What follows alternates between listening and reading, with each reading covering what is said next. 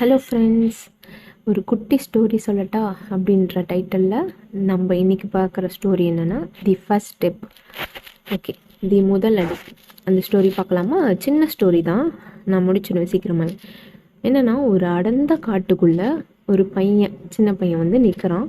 அவனுக்கு முன்னாடி வந்து ஆறு இருக்குது. அது ரொம்ப ஃபோர்ஸாக வந்து வாட்டர் ஃப்ளோ போயிட்டே இருக்குது, ரொம்ப ஃபோர்ஸாக. அவன் அந்த ஆற்றை கடந்து அந்த சைடு போகணும். அவனால் முடியல, ரொம்ப பயந்துட்டு நிற்கிறான். ஒரே சைடே நின்றுட்டே இருக்கான். எப்படி வந்து அந்த அந்த சைடு கிராஸ் பண்ணால் தான் அவன் வீடே ரீச் ஆக முடியும். அந்த அளவுக்கு அவன் ரொம்ப பயந்துட்டு நிற்கிறான். என்னடா பண்ணுறதுன்னு யோசிச்சுட்டே இருக்கான். அப்போ அந்த வழியாக ஒரு பெரியவர் வந்தார். அவர் சொன்னார், வயசானவர், ஏன்பா வந்து பயத்தில் அப்படியே வேர்த்து கொட்டி போய் படபடப்பாக இருக்கான், ஏன் இப்படி இருக்குன்னு கேட்குது. எனக்கு அந்த சைடு வந்து கிராஸ் பண்ணி நான் போகணும், எனக்கு பயமாக இருக்குது. இந்த ரிவரில் வந்து நான் கால் வச்சேன்னா நான் எங்கே அடிச்சுட்டு போடணும்னு சொல்லிட்டு எனக்கு பயமாக இருக்குதுன்னு சொல்கிறான். அப்போ அந்த பெரியவர் சொல்கிறாரு, நீ வந்து அந்த சைடு கடக்கணும், ஆற்ற கடக்கணும் மட்டும் நீ ஃபோக்கஸ் வச்சுட்டு இருந்தீங்கன்னா உன்னால் கடக்கவே முடியாது. நீ அப்படியே தான் நின்றுட்டு இருக்கணும். உன்னோட ஃபோக்கஸ் ஃபுல்லாக உன்னோட ஃபஸ்ட்டு ஸ்டெப் வந்து நீ அந்த ஆற்றுக்குள்ளே விடு.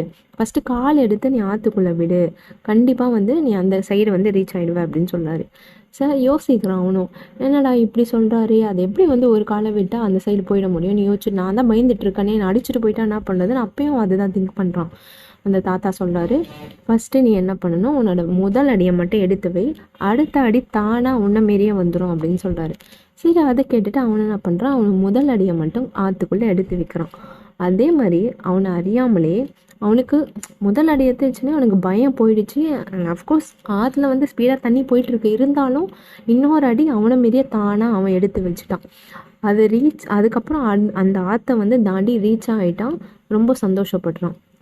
ஸோ இது மாரல் ஆஃப் த ஸ்டோரி என்ன சொல்ல வராங்கன்னா, ஃபஸ்ட்டு அடி எல்லாத்துக்குமே நம்ம முதல் அடி எடுத்து வைக்கிறது மட்டும் ரொம்ப பயம், தயக்கம் இருக்கும்.